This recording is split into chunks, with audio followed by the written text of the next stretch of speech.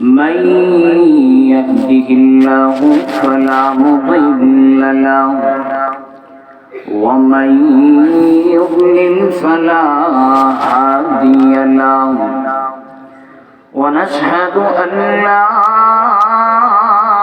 إله إلا الله وحده لا شريك له ونشهد أن سيدنا وسندنا وحبيبنا ومولانا وأولانا محمدا عبده ورسوله اللهم صل على محمد النبي الأمي وعلى آله وأصحابه وأزواجه وذريته كما صليت على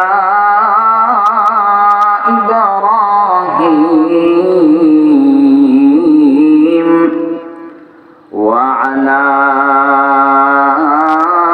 آل إبراهيم إنك حميد مجيد أما بعد فقد قال الله سبحانه وتعالى في كتابه العظيم والفرقانه الحميد أعوذ بالله من الشيطان الرجيم بسم الله الرحمن الرحيم وما كان المؤمنون لينفروا كافة فلولا نفر من كل فرقة منهم طائفة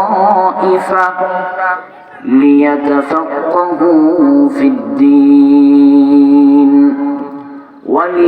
ولينذروا قومهم إذا رجعوا إليهم لعلهم يحذرون وقال الله سبحانه وتعالى في آية أخرى يرفع الله الذين آمنوا منكم والذين أوتوا العلم درجات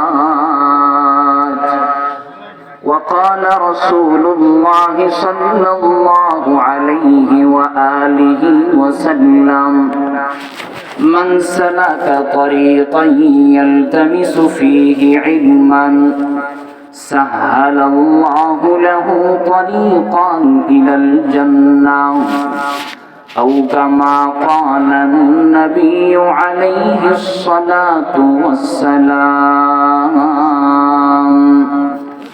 اللهم سبحانك لا علم لنا إلا ما علمتنا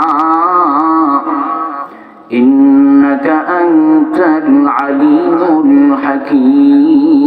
الحكيم رب زدني علما رب يسر ولا تعسر وتمم بالخير رب اشرح لي صدري ويسر لي أمري واحلل عقدة من لساني يفقه قولي وبك نستعين يا مستعان يا رب صل وسلم دائما أبدا على حبيبك خير الخلق كلهم لا إله إلا الله لا إله إلا الله لا إله إلا الله لا إله إلا الله لا إله إلا الله تجر আওয়াজ করে পড়ি আমরা সবাই লা ইলাহা ইল্লাল্লাহ লা ইলাহা ইল্লাল্লাহ লা ইলাহা ইল্লাল্লাহ লা ইলাহা ইল্লাল্লাহ লা ইলাহা ইল্লাল্লাহ লা ইলাহা ইল্লাল্লাহ লা ইলাহা ইল্লাল্লাহ মুহাম্মাদুর রাসূলুল্লাহ সাল্লাল্লাহু আলাইহি ওয়া আলিহি ওয়াসাল্লাম। আলহামদুলিল্লাহ, মহান আল্লাহ তাআলার আযীম ও শান শাহী দরবারে শুকরিয়া আদায় করি যে মালিক আল্লাহ সুবহানাহু ওয়া তাআলা আমাদেরকে অত্যন্ত মোহাব্বত করে ভালোবেসে জান্নাতি বাগানে, জান্নাতি মজলিসে, উলামাদের মজলিসে, দ্বীনি মাহফিলে উপস্থিত হওয়ার তৌফিক দান করেছেন। কিছু কথা বলা এবং শোনার মতো সুযোগ আল্লাহ পাক করে দিয়েছেন। সুস্থতার হায়াত দান করেছেন, সুস্থতার জিন্দেগি দান করেছেন। এজন্যই সকলে উচ্চ স্বরে উচ্চারণ করি আলহামদুলিল্লাহ। অসংখ্য অগণিত দুরূদ ও সালাম পেশ করছি আখিরি নবী, শেষ নবী, হায়াতুন নবী, জিন্দা নবী হযরত মুহাম্মদ মুস্তাফা সাল্লাল্লাহু আলাইহি ওয়াসাল্লামের উপর। সম্মানিত উপস্থিতি, কোরআনুল কারীমে রব্বুল ইজ্জত ওয়াল জালাল ইরশাদ করেন, যারা জানে আর যারা জানে না, যারা জ্ঞানী আর যারা জ্ঞানী না, যাদেরকে ইলম দান করা হয়েছে আর যাদেরকে ইলম দান করা হয় নাই, তারা কখনো এক সমান নয়। قل هل يستوي الذين يعلمون والذين لا يعلمون। আল্লাহ রাব্বুল আলামিন ইরশাদ করেন, নবী আপনি বলে দেন, হাল ইয়াস্তাবিল্লাযীনা ইয়া'লামুনা ওয়াল্লাযীনা লা ইয়া'লামুন।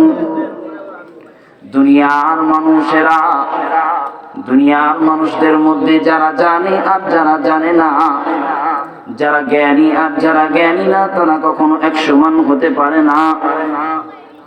যাদের ভিতরে ইলম আছে আর যাদের ভিতরে ইলম নাই, যাদের ভিতরে জ্ঞান আছে আর যাদের ভিতরে জ্ঞান নাই, তারা কখনো এক সমান হতে পারে না।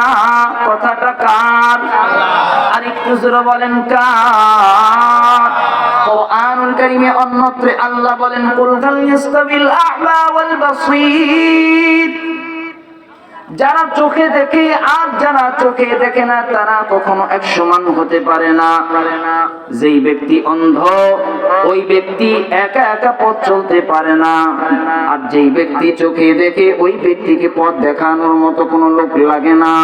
ওই ব্যক্তি পথ চলে, ওই ব্যক্তি একা একাই পথ চলতে পারে, কোনো সমস্যা হয় না। কিন্তু একজন অন্ধ ব্যক্তি, যে চোখে দেখে না, ওই ব্যক্তি কিন্তু একা একা পথ চলতে পারে না। কথা ঠিক না বেটি? যাদেরকে আল্লাহ তাআলা চক্ষু দান করছেন, এরা একা একাই পথ চলতে পারে। ইলম এটা হলো আলো, জ্ঞান এটা হলো আলো, শিক্ষা এটা হলো আলো, জানা এটা হলো আলো। তো আল্লাহ পাক যাদেরকে এই শিক্ষার জ্ঞান দান করছেন, ইলম দান করছেন, এদের ভিতরে আলো আছে, এরা একা একা পথ চলতে পারে। আর যাদের ভিতরে জ্ঞান নাই, ইলম নাই, যারা জানে না, তারা অন্ধ ব্যক্তির মতো, এরা একা একা পথ চলতে পারে না। وما يستوي الأعمى والبصير ولا الظلمات ولا النور ولا الظل ولا الحرور وما يستوي الأحياء ولا الأموات আল্লাহ রাব্বুল আলামিন বলেন, যারা চোখে দেখে আর যারা চোখে দেখে না এরা এক সমান না। দিন রাত্রি এক সমান না। রৌদ্র আর অন্ধকার এটা এক সমান হতে পারে না। জীবিত মৃত এক সমান হতে পারে না। এরা কেউই এক সমান না। দুইটার মধ্যে পার্থক্য আছে না নাই? আর একটু জোরে বলেন, আছে না নাই? তার মানে বোঝা গেল মোট কথা এটাই যে শিক্ষার জ্ঞান লাগবে, শিক্ষার আলো লাগবে। যদি আমি আপনি সামনের পথকে আগিয়ে নিতে চাই, সামনের পথে যেতে চাই, তাহলে শিক্ষার জ্ঞান লাগবে, শিক্ষার আলো লাগবে। শিক্ষার আলো ছাড়া সামনের পথ আগানো সম্ভব না। একজন সমাজপতি, চেয়ারম্যান হোক অথবা মেম্বার হোক অথবা এমপি, মন্ত্রী, রাষ্ট্রপ্রধান, যেই হোক না কেন, জ্ঞান ছাড়া সামনের পথ চলা কিন্তু সম্ভব না। এই রাষ্ট্রের সমাজের মধ্যে যারা অধিপতি, তাদের জ্ঞান লাগবে, শিক্ষা লাগবেই লাগবে। কারণ শিক্ষার গুরুত্ব স্বয়ং আল্লাহ পাক নিজেই দিয়েছেন। দেখেন কোরআনুল কারীমে আল্লাহ রাব্বুল আলামিন পড়া এবং লেখা উভয়টার গুরুত্ব দিয়েছেন। পড়া এটারও গুরুত্ব দিয়েছেন, লেখা এটারও গুরুত্ব দিয়েছেন। নুন ওয়াল কলম, আল্লাহ পাক কলমের কসম খাইছেন। বলেন তো আমায় সবাই কলম দিয়া কি লেখে কি লেখে না? কলম দিয়া লেখে। জ্ঞানের একটা বস্তু হলো কলম। আল্লাহ পাক এই কলমের কসম খাইছেন।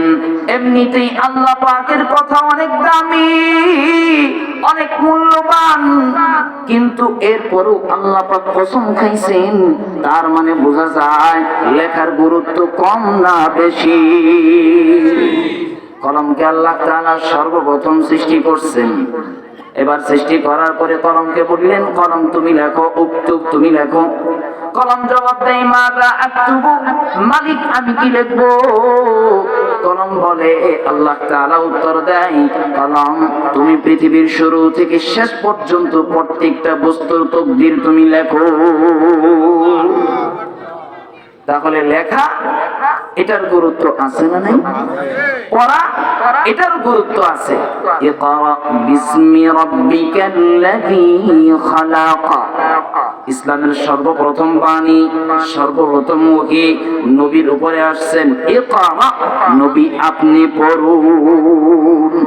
তাহলে কোরআন থেকে আমরা পড়া এবং লেখা উভয়টারই গুরুত্ব পাইছি।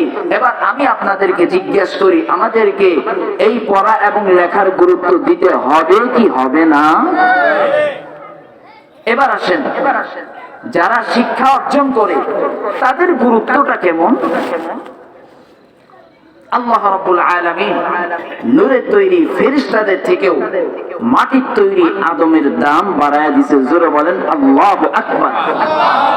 وَإِذْ قَالَ رَبُّكَ لِلْمَلَائِكَةِ إِنِّي جَاعِلٌ فِي الْأَرْضِ خَلِيفَةً। আল্লাহ রাব্বুল আলামিন ফেরেশতাদেরকে বললেন, ও আমার ফেরেশতারা, আমি আমার দুনিয়ার মধ্যে আমার প্রতিনিধি পাঠাইতে চাই। আমি আমার প্রতিনিধি পাঠাতে চাই, জমিনে আমার প্রতিনিধিত্ব করবে এমন প্রতিনিধি পাঠাতে চাই। ফেরেশতারা জবাব দেয়, ওয়া ইয ক্বালা রাব্বুকা লিল মালাইকাতি ইন্নী জাইলুন ফিল আরদি খলিফা ক্বালু আতাজআলু ফীহা মান ইউফসিদু ফীহা ওয়া ইয়াসফিকুদ দিমা। সবাই আল্লাহু আকবার বলেন। ফেরেশতারা জবাব দেয়, মালিক আপনি কি এমন জাতি পাঠাতে চাচ্ছেন, এমন সম্প্রদায় পাঠাতে চাচ্ছেন যারা দুনিয়ার মধ্যে ঝগড়া ফাসাদ করবে, বিশৃঙ্খলা করবে, ওয়ায়াসফিকুদ দিমা, আর পরস্পরে রক্তপাত ঘটাবে। আমি আপনাদেরকে বলতে চাই, আমি আপনাদের থেকে এই কথাটা জানতে চাই, পরস্পরে আমাদের মাঝে ঝগড়া আছে না নাই? আর একটু জোরে বলেন, আছে না নাই? পরস্পরে আমাদের মাঝে হিংসা আছে না নাই? আল্লাহর নবী বলেন, ইয়াকুম ওয়াল হাসাদ, খবরদার মানব সম্প্রদায়, তোমরা হিংসা থেকে বেঁচে থাকো, হিংসা থেকে তোমরা দূরে থাকো। কেন? হিংসা এটা তোমার আমলকে বরবাদ করে দেয়, ধ্বংস করে দেয়। কেমন ধ্বংস করে দেয়? নবী উদাহরণ দিয়ে বলেন, যেমন আগুন শুকনো কাঠকে খেয়ে ফেলে, শুকনো কাঠকে জ্বালায়া দেয়, ঠিক তোমার আমলগুলো ওই হিংসা এইরকম ভাবে জ্বালায়া দেয়। আমাদের মাঝে পরস্পরে ঝগড়া ফাসাদের অভাব নাই। অল্প থেকে অল্প হলেই মানুষ খুন খারাপি করে, রক্তপাতের মতো ঘটনা ঘটায় ফেলে। শুধুমাত্র একটা কথাই শুনছে তো তাকে হত্যা করে ফেলছে, এমন ঘটনা আছে না নাই? অভাব নাই। ছোট থেকে ছোট বিষয়ে আমাদের মাঝে ঝগড়া লেগে যায়। মিল, মোহাব্বত, ঐক্য, ভালোবাসা বর্তমান সমাজে নাই। অথচ আল্লাহ তাআলা বলেন, ইন্নামাল মুমিনুনা ইখওয়া, মুমিন মুমিনের পরস্পরে পরিচয় আল্লাহ তাআলা দিয়া বলেন, মুমিন মুমিনেরা তোমরা পরস্পরে হলো ভাই ভাই। জোরে বলেন, পরস্পরে আমাদের মাঝে সম্পর্ক কি? আর একটু জোরে বলেন, ভাই ভাই। ভাইয়ের সাথে কি ঝগড়া লাগা যায়? কিন্তু আমরা এইখানে বললাম না, কিন্তু দূরের ভাই কথা বাদ, দূরের ভাইদের কথা বাদ, কিন্তু নিজের আপন ভাই ভাইয়ের মাঝে আমরা ছোট থেকে ছোট বিষয়ে ঝগড়া লেগে যায়। ফেরেশতারা জবাব দিলেন, মালিক আপনি কি এমন সম্প্রদায় পাঠাতে চাচ্ছেন যারা দুনিয়ার মধ্যে আইসা রক্তপাত ঘটাবে, বিশৃঙ্খলা সৃষ্টি করবে? ওয়ানাহনু নুসাব্বিহু বিহামদিকা ওয়া নুকদ্দিসু লাক, আমরাই তো আপনার পবিত্রতা বর্ণনা করি, আপনার প্রশংসা করি, আপনার হামদ তাসবিহ পাঠ করি, এরপরেও আপনি এমন সম্প্রদায়কে পাঠাতে চাচ্ছেন? তখন আল্লাহ তাআলা বলেন, ক্বালা ইন্নী আ'লামু মা লা তা'লামুন, ফেরেশতারা শোনো, আমি যা জানি তোমরা তা জানো না। এবার আল্লাহ তাআলা প্রতিনিধি পাঠাবেন, ওয়া আল্লামা আদামাল আসমাআ কুল্লাহা সুম্মা আরাদাহুম আলাল মালাইকা فقال أنبئوني بأسماء هؤلاء إن كنتم صادقين। আরেকটু জোরে বলেন। আল্লাহ তাআলা আদম আলাইহিস সালামকে সমস্ত বস্তুর নামগুলো শিক্ষা দিলেন। এই যে শিক্ষা, আল্লাহ তাআলা আদম আলাইহিস সালামকে সমস্ত বস্তুর নামগুলো শিক্ষা দিলেন। শিক্ষা দেওয়ার পরে ফেরেশতাদের সামনে আদম আলাইহিস সালামকে উপস্থিত করলেন।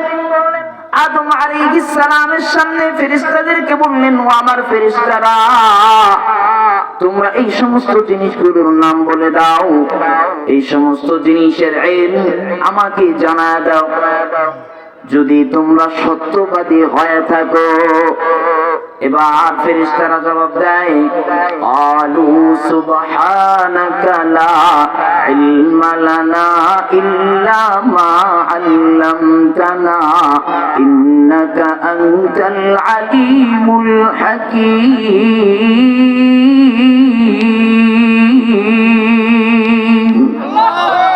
ফেরেশতারা এবার জবাব দেয়, মালিক আপনার পবিত্রতা বর্ণনা করছি,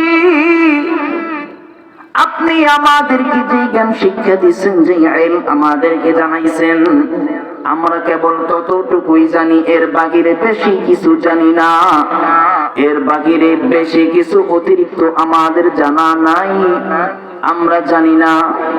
ইন্নাকা আনতাল আলিমুল হাকীম, আল্লাহ আপনি হলেন মহাজ্ঞানী, হিকমতওয়ালা, প্রজ্ঞাময়।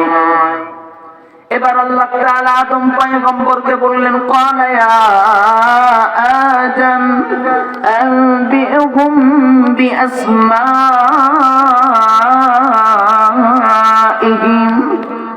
আল্লাহ পাক আদম আলাইহিস সালামকে বললেন, আপনি এই সমস্ত জিনিসগুলোর নাম বলে দেন। আদম আলাইহিস সালাম সমস্ত কিছুর নাম বলে দিল। এরপরে আল্লাহ তাআলা বিশেষভাবে ফেরেশতাদেরকে উদ্দেশ্য করে বললেন, ওয়া ইয কুলনা লিল মালাইকাতি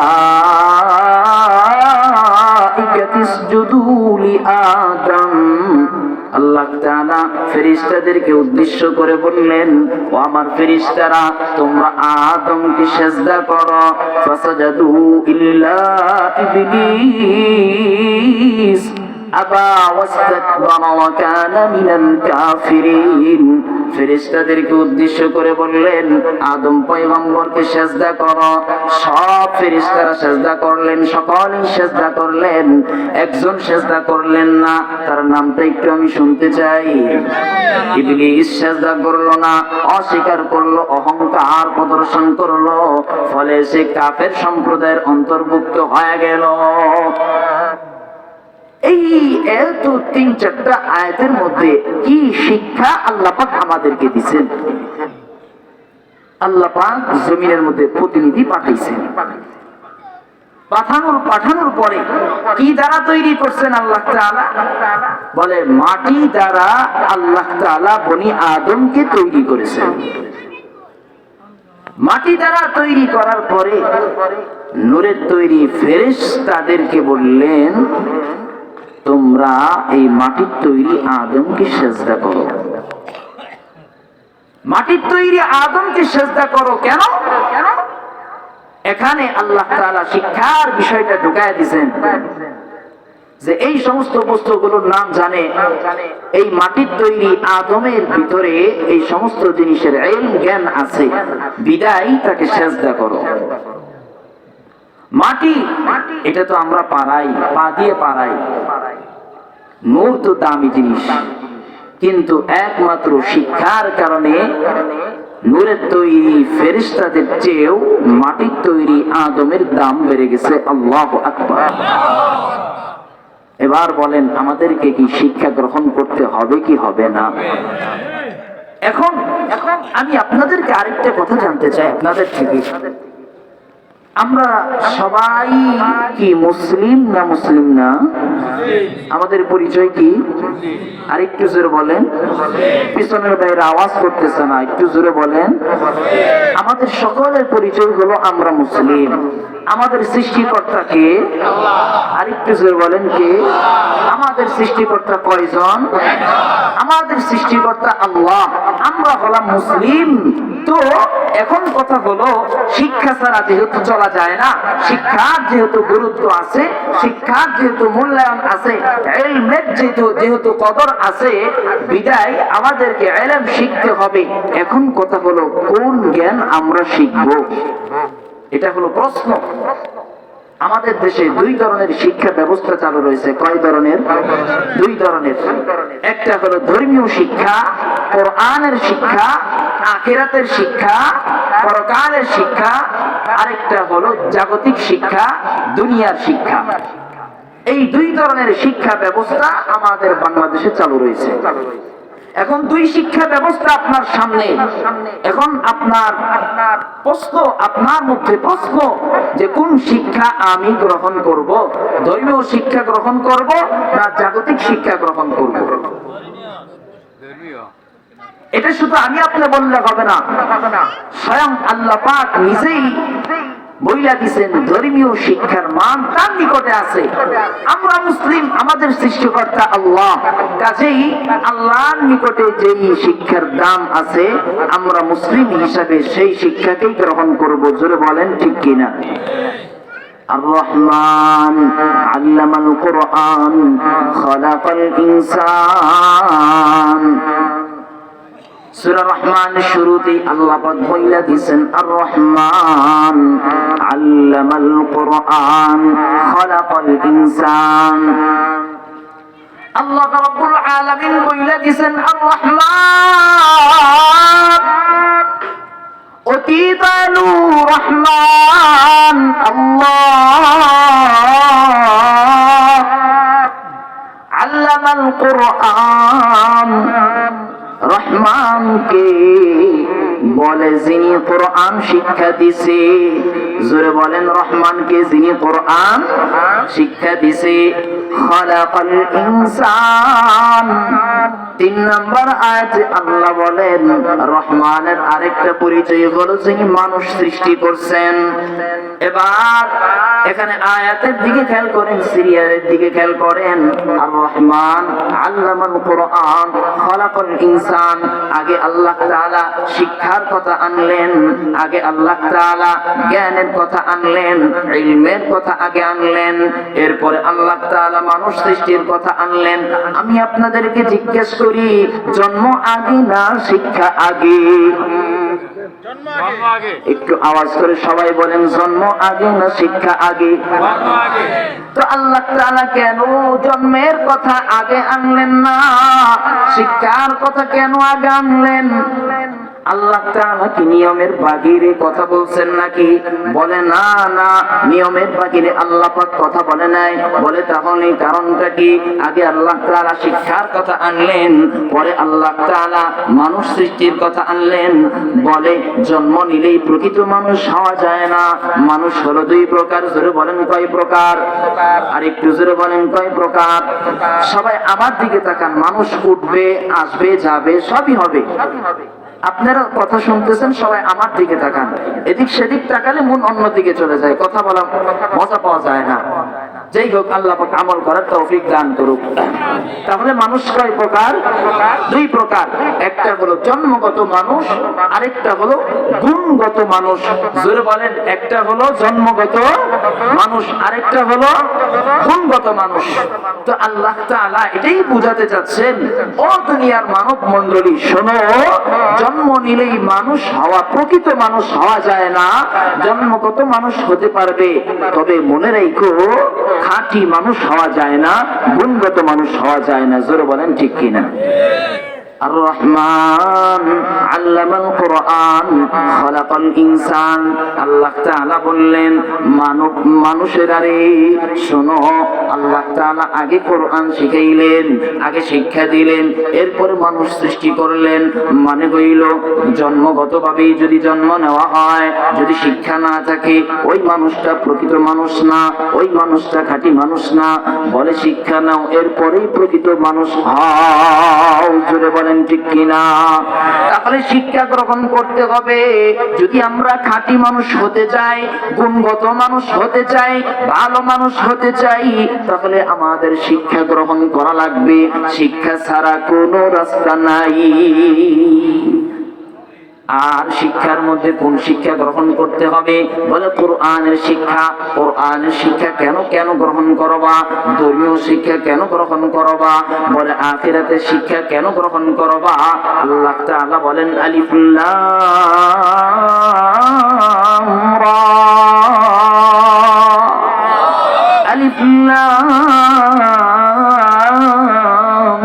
রা, কিতাবুন আনজালনাহু ইলাইকা লিতুখরিজান নাসা মিনাজ-যুলুমাতি ইলান-নূর। আলিফ লাম রা, কোরআনুল কারীমে এমন কিছু হরফ আছে, আলিফ লাম মিম, আলিফ লাম মিম সাদ। এরকম কিছু বাক্য আছে যেগুলোর অর্থ আল্লাহ তাআলা মানুষদেরকে জানায় দেয় নাই। এগুলো আল্লাহ তাআলা কোরআনের মুজিজা স্বরূপ রেখে দিয়েছেন। আল্লাহ তাআলা সূরা ইব্রাহিমে বলেন আলিফ লাম রা, কিতাবুন আনজালনাহু ইলাইকা লিতুখরিজান নাসা মিনাজ-যুলুমাতি ইলান-নূরি বিইذনি রাব্বিহিম। আল্লাহ তাআলা বলেন, সাউন্ডটা উল্টা হয়ে গেছে না? কেমন জানি হয়ে গেছে, সাউন্ডটা ঠিক করেন। আল্লাহ তাআলা বলেন কিতাবুন আনজালনাহু ইলাইকা লিতুখরিজান নাসা মিনাল যুলুমাতি ইলান নূরি বিইذনি রাব্বিহিম। নবী আপনার উপরে কোরআন আমি অবতীর্ণ করেছি কেন জানেন? আপনার উপরে কিতাব আমি নাযিল করলাম কেন জানেন নবী? নবী আমার, আমি আপনার উপরে কিতাব অবতীর্ণ করেছি, আমি আপনার উপরে কোরআন নাযিল করেছি কেন জানেন? আপনি আপনার প্রভুর নির্দেশে মানুষদেরকে অন্ধ থেকে আলোর দিকে নিয়ে যাবেন। জোরে বলেন আল্লাহু আকবার। তাহলে এই কোরআন কেন আল্লাহ তাআলা দিবেন? অন্ধকার থেকে আলোর দিকে নিয়ে যাওয়ার জন্য আল্লাহ তাআলা এই কোরআন নাযিল করেছেন। অন্ধকারে যেমন পথ চলা যায় না, দুনিয়ার মানুষের আরে কোরআনের জ্ঞান ছাড়াও পথ চলা যাবে না। জোরে বলেন ঠিক কিনা? মনোযোগ শুধু অন্যদিকে চলে যাইতেছে, কথা বলে মজা পাইতেছি না। সবাই আমার দিকে তাকান। একজন মেহমানদারি করাচ্ছে, বাস শেষ, কেউ অন্যদিকে তাকাবেন না। সামনে যতটুকু সময় আছে পারবেন তো ইনশাআল্লাহ? হ্যাঁ, সবাই আমার দিকে তাকান। তাহলে এই কোরআন কেন আল্লাহ তাআলা নাযিল করলেন? বলে অন্ধকার থেকে, ভ্রষ্টতা থেকে ভালো পথে নেওয়ার জন্য, অন্ধকার থেকে আলোর দিকে নেওয়ার জন্য এই কোরআন আল্লাহ তাআলা অবতীর্ণ করেছেন। সুবহানাল্লাহ। কোরআনে যেমন আমি পূর্বে শোনাইছি, বিভিন্ন জায়গায় জায়গায় আল্লাহ তাআলা এটাই বোঝাতে চাচ্ছেন মানব মণ্ডলী চক্ষুষ্মান, অন্ধকার আর আলো যারা চোখে দেখে, রাত দিন, জীবন মৃত্যু কখনো এক হতে পারে না। আর মূর্খতা, অজ্ঞতা এটাও কখনো এক হতে পারে না, ঠিক কিনা? তাহলে আমাদেরকে শিক্ষা গ্রহণ করতে হবে, ইলম অর্জন করতে হবে, জ্ঞান শিখতে হবে, পড়াশোনা করতে হবে। কোন শিক্ষা, কোন পড়াশোনা আমরা গ্রহণ করব? বলে কোরআন শিক্ষা বান্দারা গ্রহণ করো, কারণ এই কোরআন শিক্ষা তোমাকে অন্ধকার থেকে আলোর পথে নিয়ে আসবে, ভ্রষ্টতা থেকে ভালো পথে নিয়ে আসবে। যদি তোমরা এই কোরআন শিক্ষা অর্জন না করো, কোরআন শিক্ষা গ্রহণ না করো, দুনিয়ার মানুষেরা তোমরা ভালো পথে যেতে পারবে না। জোরে বলেন ঠিক কিনা? তাহলে আমাদের সবাইকে কোরআন শিক্ষা গ্রহণ করতে হবে কি হবে না? আরে আওয়াজ তো হইতেছে না, বলেন হবে কি হবে না? এবার আসেন এই কোরআন শিক্ষার ফজিলত, গুরুত্ব কি? এক নাম্বার ফজিলত, সবাই খুব মনোযোগ সহকারে শুনবেন। এক নাম্বার ফজিলত, يرفع الله الذين آمنوا منكم والذين أوتوا العلم درجات। আল্লাহ রাব্বুল আলামিন ইরশাদ করেন, যাদেরকে দুইটা জিনিস দান করা হয়েছে, দুনিয়ার মানুষদের মধ্যে যারা এই দুইটা গুণ অর্জন করেছে, জোরে আওয়াজ করে বলেন কয়টা গুণ? দুইটা গুণ যারা অর্জন করেছে, যাদেরকে এই দুইটা গুণ দান করা হয়েছে, তাদের মর্যাদা আল্লাহ তাআলা বাড়ায় দেন। জোরে বলেন আল্লাহু আকবার। ইয়ারফা'িল্লাহু আল্লাযীনা আমানু মিনকুম ওয়াল্লাযীনা উতুল ইলমা দারাজাত।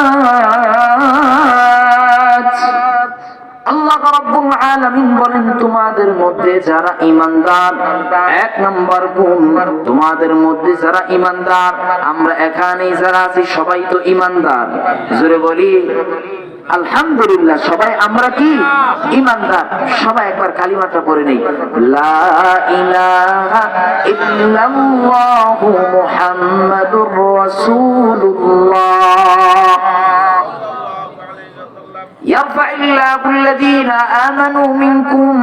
তোমাদের মধ্যে যারা ঈমানদার, তাদের মর্যাদা আল্লাহ তাআলা বাড়ায় দেয়। আল্লাহু আকবার, জোরে বলেন। এই কেন এক শ্রেণী, তোমাদের মধ্যে যারা ঈমানদার, তাদের মান মর্যাদা আল্লাহ তাআলা বাড়ায় দেয়। আরেকটা শ্রেণী হইল ওয়াল্লাযীনা উতুল ইলমা দারাজাত। আরেকটা শ্রেণী হলো যাদেরকে জ্ঞান দান করা হয়েছে, ইলম দান করা হয়েছে, তাদের মর্যাদাও আল্লাহ তাআলা বাড়ায় দেয়। এজন্যই দেখবেন যাদেরকে জ্ঞান দান করা হয়েছে, যাদেরকে ইলম দান করা হয়েছে, অর্থ করি তাদের তেমন নাই, টাকা পয়সা তাদের তেমন নাই, টাকা পয়সা তাদের বেশি নাই।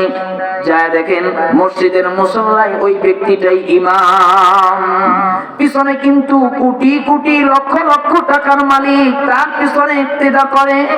ইমাম সাহেব যখন আল্লাহু আকবার বলে তখন ওই ব্যক্তি আল্লাহু আকবার বলে। যখন ইমাম সাহেব রুকুতে যায় ওই ব্যক্তি রুকুতে যায়, যখন ইমাম সাহেব সিজদায় যায় তখন ওই ব্যক্তি সিজদায় যায়, যখন ইমাম সাহেব সিজদা থেকে উঠে তখন ওই ব্যক্তিও সিজদা থেকে উঠে। কোটি কোটি তার পিছনে ইক্তিদা করে, অনুসরণ করে। গরিব ইমাম সাহেব যেইভাবে যায়, যেইভাবে সালাত আদায় করে, গরিব ইমাম সাহেব আগে বলে, এরপরে কোটি কোটি মুসল্লি তার অনুসরণ করে। চিল্লা বলেন ঠিক কিনা? আল্লাহ তাআলা মান মর্যাদা বাড়ায় দিবেন। যাদের জ্ঞান আছে আল্লাহ তাআলা তাদের মর্যাদা বাড়ায় দিবেন। এই হলো 1 নাম্বার ফজিলাত। 2 নাম্বার ফজিলাত, রাসূল বলেন মান সালাকা তরিকা ইয়ালতামিসু ফীহি ইলমান সাহালাল্লাহু লাহু তরিকান ইলাল জান্নাহ। রাসূল বলেন যেই ব্যক্তি ইলমের পথে সফর করবে, ইলমের পথে অগ্রসর হবে, ওই ব্যক্তির জন্য জান্নাতের পথ আমি আল্লাহ সহজ করে দিব। আরেকটু জোরে বলেন আল্লাহু আকবার, আরেকটু জোরে বলেন আল্লাহু আকবার। 1 নাম্বার ফজিলত, যাদেরকে ইলম দান করবেন আল্লাহ তাআলা তাদের মান মর্যাদা বাড়ায় দিবেন। 2 নাম্বার ফজিলত, যারা এই ইলমের পথে আসবে, ইলমের পথে সফর করবে, জ্ঞানের পথে সফর করবে, কোরআন শিক্ষার পিছনে সফর করবে, ওদের মান মর্যাদা আল্লাহ তাআলা বাড়ায় দিবেন। 2 নাম্বার ফজিলত, ওদের জান্নাতের পথ আল্লাহ তাআলা সহজ করে দিবে। আমি আপনাদেরকে জিজ্ঞেস করতে চাই, আমরা সবাই জান্নাতে যেতে চাই কি চাই না? আর একটু জোরে বলেন চাই কি চাই না? যদি আমরা জান্নাতি পথে যেতে চাই তাহলে কোরআন শিক্ষার পিছনে কোরআনের পথের প্রতীক হওয়া লাগবে। চিল্লা বলেন ঠিক কিনা? 1 নম্বর ফজিলত, আল্লাহ তাআলা মর্যাদা বাড়িয়ে দিবেন। আওয়াজ করেন না একটু? আল্লাহ তাআলা মর্যাদা বাড়ায় দিবেন। 2 নাম্বার ফজিলত, জান্নাতের পথ আল্লাহ তাআলা সহজ করে দিবেন।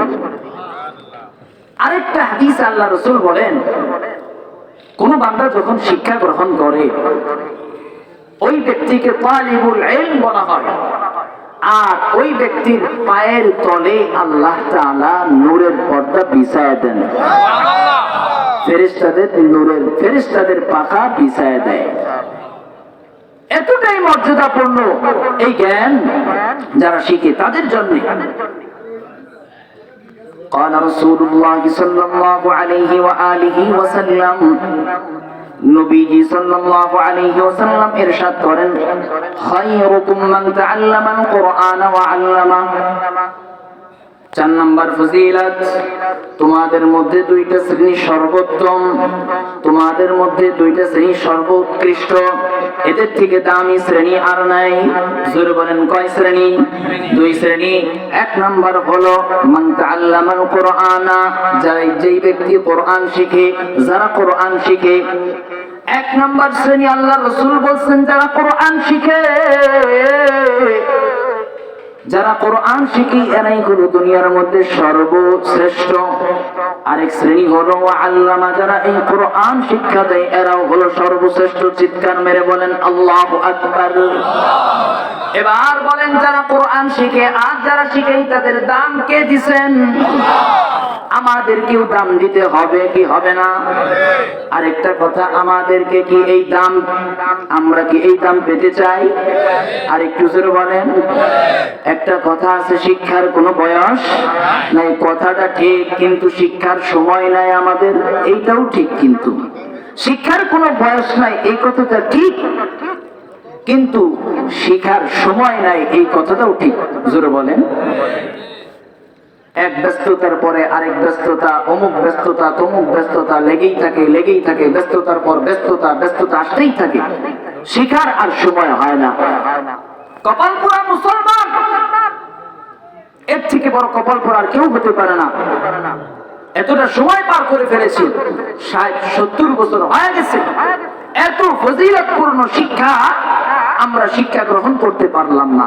এর থেকে বদনসিব, খারাপ কপাল পরা আর কেউ হতে পারে না। যদি আমরা ভালো কপালওয়ালা হতে চাই, কপালকে ভালো করতে চাই, একটা কাজ করতে হবে, সেটা হলো কোরআন শিক্ষা গ্রহণ করতে হবে। জোরে বলেন, কি করতে হবে? কোরআন শিক্ষা গ্রহণ করতে হবে। আমরা সবাই কোরআন শিক্ষা গ্রহণ করব তো ইনশাআল্লাহ। দেখেন, অনেক সাহাবাই کرام এমন ছিলেন যাদের বয়স অনেক হয়ে গেছে, বৃদ্ধ বৃদ্ধ সাহাবীরা আল্লাহ রাসূলের কাছে কোরআন শিখছেন, সাহাবীদের কাছে কোরআন শিখছেন। কোরআন শিক্ষার এত দাম, এত মূল্যায়ন। বদরের যুদ্ধে আল্লাহর রহমতে মুসলমানেরা বিজয় অর্জন করেছে। কাফের বেঈমানদের অনেকেই বন্দী হয়েছে। এখন কাফের বেঈমানদের অনেককেই মুক্তি দিতে হবে। মুক্তিপণ হিসাবে তাদের কাছে মুক্তিপণ চাওয়া হলো। তারা অপারগতা প্রকাশ করলো, তাদের ভিতরে মুক্তিপণ বলতে কিছু নেই। এবার সিদ্ধান্ত উপনীত হলো, যারা জানে আমার কিছু সাহাবায়ে কেরাম, মুসলমান সাহাবায়ে কেরাম এরা জানে না, এদেরকে শিক্ষা দাও। এই শিক্ষাদানের মাধ্যমেই তোমাদেরকে মুক্তিপণ, তোমাদেরকে মুক্তি দেওয়া হবে। এতটাই গুরুত্ব শিক্ষা। কিন্তু আজকে সমাজের মধ্যে শিক্ষার গুরুত্ব নাই, শিক্ষার দাম নাই আমাদের কাছে। আজকে তাকায় দেখেন সমাজের মাঝে মক্তবগুলোর কি হালত, কি অবস্থা। অথচ 10-12 বছর আগে এই মক্তবের অবস্থা এমন ছিল যে পুরা মসজিদ ভরপুর হয়ে যেত, 100-200-300 ছাত্র হয়ে যেত মক্তবে। কি বলেন, ঠিক না? আরে আমি তো দেখছি, আপনারা কি দেখবেন? আপনারা তো অনেকেই মুরব্বী, মাশাআল্লাহ। আমার বয়স তো আর বেশি না, 20-21 বছর বয়স। এই 10-12 বছর আগে আমরা দেখতাম আমাদের মসজিদে বারিন্দা ভরে যেত, এত ছাত্র ছিল। কিন্তু এখন প্রত্যেকটা মক্তবের হালত এমন হয়ে গেছে যে 10-12 জনের উপরে ছাত্র হয় না। তো মুসলমানের কপাল পড়বে না তো কার কপাল পড়বে? আগে তো আমরা দেখতাম ফজরের নামাজের পরে কোরআনের স্বর বেশি আসতো মহিলাদের কণ্ঠ থেকে, আমরা শুনতাম। কিন্তু এখন আর শোনা যায় না। ফজরের নামাজের পরে যখন রাস্তা দিয়ে হাঁটি তখন আফসোস করি, সত্যি কথা আমি নিজে আফসোস করি যে কেন সেই শোনানি যে কোথায় গেল, কোরআনের স্বর এখন আর কেন শোনা যায় না? কিসে আমাকে ব্যস্ত করে ফেললো? কোন জিনিস আমাকে ব্যস্ত করে ফেললো? বলে বেশি কিছু না, বলে এই টাচ মোবাইল, ঠিক না? রাত 2টা-3টা পর্যন্ত অনায়াসে চলে যায়, কোনো ক্লান্তি আসে না। এরপরেও যখন আমরা ঘুমাইতে চাই, ফজরের নামাজের কোনো খবরই নাই। 10টা-11টা বাজে আমরা সবাই সকালবেলা উঠি।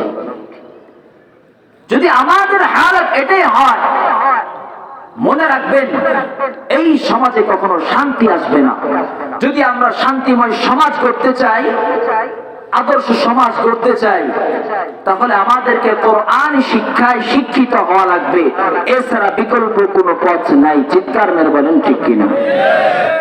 কোরআন শিক্ষার ফজিলত আমি 4টা শোনাইলাম, আরো অনেক ফজিলত আছে। একটা ফজিলত হলো আল্লাহ তাআলা মান মর্যাদা বাড়ায় দেয়। আরেকটা ফজিলত হলো আল্লাহ তাআলা জান্নাতের পথ সহজ করে দেয়। আরেকটা ফজিলত হলো ফেরেশতারা তাদের পাখা বিছায় দেয়। আরেকটা ফজিলত হলো দুনিয়ার মধ্যে তারাই হলো সর্বশ্রেষ্ঠ জাতি, এদের থেকে আর কোন লোক শ্রেষ্ঠ হতে পারে না। এত এত ফজিলতপূর্ণ বিষয় আমাদেরকে গ্রহণ করা লাগবে কি লাগবে না? এবার আসেন আলোচনা শেষের দিকে। এই কোরআনী শিক্ষা যদি আমরা গ্রহণ না করি, ধর্মীয় শিক্ষা যদি আমরা গ্রহণ না করি, তাহলে শাস্তি কি? আগে আমি আপনাদেরকে জিজ্ঞেস করি, যদি আমরা এই ধর্মীয় শিক্ষা গ্রহণ না করি, শাস্তি আছে না নাই? বলে এটা তো অবশ্যই আছে। কোরআনে আল্লাহ তাআলা বলেন, وَمَنْ أَعْرَضَ عَنْ ذِكْرِي فَإِنَّ لَهُ مَعِيشَةً ضَنكًا وَنَحْشُرُهُ يَوْمَ الْقِيَامَةِ أَعْمَى قَالَ رَبِّ لِمَ حَشَرْتَنِي أَعْمَى وَقَدْ كُنْتُ بَصِيرًا قَالَ قال كذلك أتتك آياتنا فنسيتها وكذلك اليوم تنسى যারা কোরআন শিখে না, কোরআন থেকে যারা বিমুখ, ওয়ামান আ'রাদা আন যিকরি, যারা আমার আয়াত, যারা আমার জিকির থেকে, আমার স্মরণ থেকে, মুফাসসিরিনে কেরাম ব্যাখ্যা করছেন স্মরণ মানে হলো কোরআন। জোরে বলেন কি? ওয়ামান আ'রাদা আন যিকরি ফাইন্না লাহু মাঈশাতান দানকা, যেই ব্যক্তি আমার স্মরণ থেকে মুখ ফিরিয়ে নিবে, আমার স্মরণ করবে না, ওই ব্যক্তির জন্য দুনিয়াতে একটা শাস্তি আছে, অনেকগুলো শাস্তি আছে। তার মধ্যে দুনিয়াতে একটা শাস্তি হইল তার জীবিকা আল্লাহ তাআলা সংকীর্ণ করে দিবেন। জোরে বলেন নাউযুবিল্লাহ।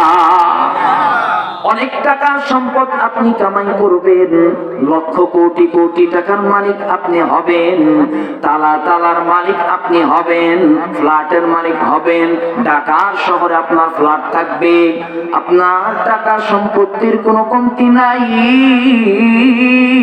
কিন্তু আপনি কোরআন থেকে নিজেকে ফিরিয়ে নিছেন, কোরআনের শিক্ষা গ্রহণ করেন নাই। আল্লাহ তাআলা বলেন যেই ব্যক্তি আমার জিকির থেকে, আমার স্মরণ থেকে মুখ ফিরিয়ে নিবে, ওই ব্যক্তির এক দুনিয়াতে একটা শাস্তি হলো জীবিকা সংকীর্ণ হয়ে যাবে। বলে জীবিকা সংকীর্ণ হবে মানে কি? বলে অনেক টাকা পয়সা কামাবে কিন্তু টাকা পয়সার মাঝে কোনো বরকত থাকবে না। এজন্য তাকায় দেখেন যারা অনেক টাকা পয়সা কামায়, অঢেল সম্পদের মালিক, মাস শেষে তাদের কিন্তু টাকা থাকে না। কিন্তু তাকায় দেখেন একজন মাদ্রাসার শিক্ষক, মসজিদের ইমাম, বেতন 10 থেকে 12,000, মাস শেষ হয়ে যায়, এরপরেও তারা আরো 2,000 টাকা সঞ্চয় করে। আছে না নাই? আর একটু জোরে বলেন। সবটা আপনাদের চোখের সামনে, এরপরেও কেন আপনি এই শিক্ষাটা গ্রহণ করেন না? নিজেকে বুঝান। একদিন বসেন, মুরাকাবায় বসেন, ধ্যানে বসেন, আমি আমার জীবনটা কোন কাজে ব্যয় করেছি, এই জীবনের হিসাব তো আল্লাহ পাকের কাছে দিতে হবে। বিন্দু পরিমাণ বাঁচার কোনো সুযোগ নাই, আমাদেরকে হিসাবের কাঠগড়ায় দাঁড়াতে হবে। এবার আপনি আপনার নিজের হিসাব করেন। হযরত ওমর ফারুক রাদিয়াল্লাহু তাআলা আন একবার খুতবা দিচ্ছিলেন, দুনিয়ার মানুষদেরকে বলতেছেন, হে দুনিয়ার মানুষেরা শোনো, তোমরা তোমাদের নিজেদের হিসাব তোমরা নিজেরাই নিয়ে ফেলো, ওই দিন আসার পূর্বে যেদিন তোমাদের সবাইকে জিজ্ঞাসার কাঠগড়ায় দাঁড়াতে হবে। ওমর ফারুক রাদিয়াল্লাহু তাআলা এই কথা বলছেন। আপনি মৃত্যুর পূর্বে আপনার জীবনের হিসাবটা মিলান, কতটুকু আমি আল্লাহর পথে ব্যয় করেছি আর কতটুকু আমি দুনিয়ার পথে ব্যয় করেছি, শয়তানের পথে ব্যয় করেছি, হিসাব মিলান। এরপরে আপনার জীবনটা পরিবর্তন হবে। কিন্তু আজকে আমাদের জীবনের কোনো লক্ষ্য নাই, সামনের জীবন আমরা কি করব এটা একটা দিক নির্দেশনা আমাদের মাঝে নাই। জোরে বলেন, আমাদের মাঝে নাই। যখনই আমরা একটা দিক নির্দেশনা ঠিক করব, যখনই আমরা আমাদের জীবনকে কোন পথে চালাবো একটা উদ্দেশ্য ঠিক করব, আর চিন্তা করব রাত্রিবেলায়, হায় হায় আজকে আমার এই দিনটা কিভাবে কাটালাম, কিভাবে ব্যয় করলাম, এটার হিসাব যদি আমরা করতে পারি তাহলে হতে পারে আমাদের এই জীবনটা সফল হবে ইনশাআল্লাহ। তাহলে আমাদের আল্লাহ তাআলা বলেন যারা আমার স্মরণ থেকে মুখ ফিরিয়ে নিবে তাদের শাস্তি হলো সংকীর্ণ জীবন। জোরে বলেন কি জীবন? সংকীর্ণ জীবন। 1 নম্বর শাস্তি দুনিয়ার, এই 1 নম্বর শাস্তি, এই দুনিয়ার হায়াতে সে বরকত পাবে না, অঢেল সম্পদ থাকার পরেও সে শান্তি পাবে না, সন্তানগুলো কথা শোনে না, একমাত্র কারণ এই কোরআন শিক্ষা গ্রহণ না করার কারণে। জোরে বলেন ঠিক কিনা? ওমান আ'রাদা আন যিকরি ফাইন্না লাহু মাঈশাতান দানকা ওয়া নাহশুরুহু ইয়াওমাল কিয়ামাতি আ'মা, কিয়ামতের ময়দানে তাদেরকে অন্ধ অবস্থায় উঠানো হবে। ক্বালা রাব্বি লিমা হাশারতানি আ'মা ওয়া ক্বাদ কুনতু বাসীরা। আল্লাহ রাব্বুল আলামিন বলেন কিয়ামতের ময়দানে তাদেরকে অন্ধ অবস্থায় উঠানো হবে। যখন যখন অন্ধ অবস্থায় উঠানো হবে তখন তারা বলবে ক্বালা রাব্বি লিমা হাশারতানি আ'মা ওয়া ক্বাদ কুনতু বাসীরা। তখন আল্লাহ তাআলার কাছে বলবেন, ওই বান্দা মালিককে বলবেন, মালিক আমাকে কেন আপনি অন্ধ অবস্থায় উঠাইছেন? আমি তো দুনিয়ার মধ্যে চোখে দেখতাম, চক্ষুষ্মান ছিলাম। মালিকের কাছে বলবে, মালিক আমাকে কেন অন্ধ অবস্থায় উঠাইছেন? আল্লাহ তাআলা বলবেন, ও মানব মণ্ডলী শোনো, তোমাদেরকে অন্ধ অবস্থায় উঠাইছি কারণ হইল জানো, তোমাদের কাছে যখন আমার নিদর্শনাবলী আসছিল, আমার আয়াতগুলো আসছিল, তখন তোমরা ভুলে গেছিলা, ভুলে গেছো। ওয়াকাযালিকাল ইয়াওমা তুনসা, আজকেও তোমাদেরকে ওই রকম ভাবেই ভুলে যাওয়া হবে, তোমাদেরকে স্মরণ করা হবে না। এবার বলেন, কিয়ামতের ময়দানে সেই ভয়াবহ অবস্থা থেকে আমরা বাঁচতে চাই কি চাই না? আর একটু জোরে বলেন, চাই। যদি আমরা সেই কিয়ামতের কঠিন ময়দানে সেই ভয়াবহ অবস্থা থেকে বাঁচতে চাই, তাহলে আমাদের কি করা লাগবে? কোরআন শিক্ষা গ্রহণ করা লাগবে। সবাই আওয়াজ করে বলবেন, যদি আমরা সেই ভয়াবহ পরিস্থিতি থেকে বাঁচতে চাই তাহলে আমাদের কি গ্রহণ করা লাগবে? কোরআন শিক্ষা গ্রহণ করা লাগবে। এই গেল দুইটা শাস্তি। একটা হলো দুনিয়ার হায়াতটা সংকীর্ণ হয়ে যাবে, আরেকটা শাস্তি হলো কিয়ামতের ময়দানে অন্ধ অবস্থায় উঠানো হবে। আরেকটা শাস্তির কথা আল্লাহ তাআলা বলছেন, খুব ভয়াবহ শাস্তি, খুব ভালো করে শুনেন। وقال الرسول يا ربي إن قومي اتخذوا هذا القرآن مهجورا। আল্লাহ রাব্বুল আলামিন বলেন, وقال الرسول, কিয়ামতের ময়দানে সেই ভয়াবহ অবস্থায় নবী সুপারিশ করবেন, কিন্তু নবী এক শ্রেণীর সম্প্রদায়ের জন্য সুপারিশ করবেন না, মামলা দায়ের করবেন। বলে কোন শ্রেণী? ওয়াকালার রাসূল ইয়া রাব্বি ইন্না কওমি ইত্তাখাযু হাযাল কুরআন ইন্না কওমি ইত্তাখাযু হাযাল কুরআন মাহজুরা। বলে এক শ্রেণীর বিরুদ্ধে আল্লাহর নবী মামলা দায়ের করবেন। আল্লাহর নবী কাল কিয়ামতের ময়দানে আল্লাহ পাককে ডাক দিয়া বলবেন, ইয়া রাব্বি ইন্না কওমি ইত্তাখাযু হাযাল কুরআনা মাহজুরা। আল্লাহ, এই আমার সম্প্রদায় দেখায় দেখায় বলবেন, এ আমার কওমের লোকেরা, এরা কোরআনকে পরিত্যাজ্য রূপে পিছনে ফেলে দিছে। এতটা ভয়াবহ শাস্তি হবে। নবী নিজে মামলা দায়ের করবেন। সাহাবী আব্দুল্লাহ ইবনে আব্বাস রাদিয়াল্লাহু আনহুমা বলেন, কিয়ামতের ময়দানে সবথেকে ভয়াবহ মামলা হবে এটাই, যেটা নবী দায়ের করবেন। আর সেই মামলাই হলো যারা দুনিয়ার মধ্যে কোরআনকে পরিত্যাজ্য রূপে পিছনে ফেলে দিছে। এবার আমি আপনাদেরকে জিজ্ঞেস করতে চাই, নিজেকে নিজে প্রশ্ন করেন, ৬০-৭০ বছর হয়ে গেল, কোরআন কি আমি শুদ্ধ করে পড়তে পারি না? তাহলে আমাদের কি করতে হবে? বলে এই কোরআন শিক্ষা গ্রহণ করা লাগবে। এবার আসেন, কতটুকু শিক্ষা আমরা গ্রহণ করব? যাদের বয়স পার হয়ে গেছে এরা কতটুকু শিক্ষা গ্রহণ করবে? বলে ইলম হলো দুই প্রকার। কয় প্রকার? দুই প্রকার। ফরজে কিফায়া আর হলো ফরজে আইন। ফরজে আইন আমাদের যাদের সময় নেই এদের জন্য ফরজে আইন শিক্ষা করা ফরজ। قال رسول الله صلى الله عليه واله وسلم, নবীজি সাল্লাল্লাহু আলাইহি ওয়াসাল্লাম ইরশাদ করেন, তলাবুল ইলমি ফরিদাতুন আলা কুল্লি মুসলিম। প্রত্যেকটা নর নারীর উপরে কোরআনী শিক্ষা করা, দ্বীন শিক্ষা করা আবশ্যক। বলে কতটুকু শিক্ষা গ্রহণ করব? বলে জীবনে চলতে যতটুকু লাগে অতটুকু শিক্ষা গ্রহণ করা লাগবে, এর বাইরে যাওয়া যাবে না। কিছু মানুষ আছে এদের জন্য অতটুকুই শিক্ষা গ্রহণ করা লাগবে। যদি গ্রহণ করি তাহলে আল্লাহ তাআলার সেই প্রশ্নের সম্মুখীন আমরা হব না। এই গেল এক নাম্বার শিক্ষা। বলে নামাজ পড়তে ইলম লাগে, সূরাগুলো শিক্ষা করা লাগে। বলে এগুলো শিখো, তোমার উপরে আবশ্যক। জীবনে চলতে গেলে হালাল খাওয়া লাগে, কোন কোন জিনিস হালাল, কোন কোন কাজ হালাল, বলে এগুলো শিক্ষা গ্রহণ করো। কোন কোন কাজ হারাম ওইগুলো তুমি গ্রহণ করো। এই গেল এক নাম্বার শিক্ষা, ফরজে আইন শিক্ষা এটা সকলের উপরে আবশ্যক, বয়স যতই হোক না কেন। যদি আমরা না শিখি সেই আল্লাহ পাকের কাঠগড়ায় কিন্তু দাঁড়াতে হবে। বলে আরেক প্রকার শিক্ষা হলো ফরজে কিফায়া শিক্ষা। ফরজে কিফায়া বলে কতটুকু শিক্ষা? ওমা কানাল মুমিনুনা লিয়ানফিরু কাফা ফালাউলা নাফারা মিন কুল্লি ফিরকাতিন মিনহুম তাইফা লিয়াতাফাক্কাহু ফিদ-দীন ওয়া লিয়ুনযিরু কওমাহুম ইযা রাজাউ ইলাইহিম লাআল্লাহুম ইয়াহযারুন। আল্লাহ পাক রব্বুল ইজ্জত ওয়াল জালাল বলেন, তোমাদের জন্য তো এটা সমুচিত না সকলেই একসাথে যুদ্ধে বের হয়ে যাইবা। বলে কিছু মানুষ দিনের জন্য, দিনের গভীর বুঝ অর্জন করার জন্য থেকে যাও, দিনের গভীর বুঝ অর্জন করার পিছনে লেগে যাও।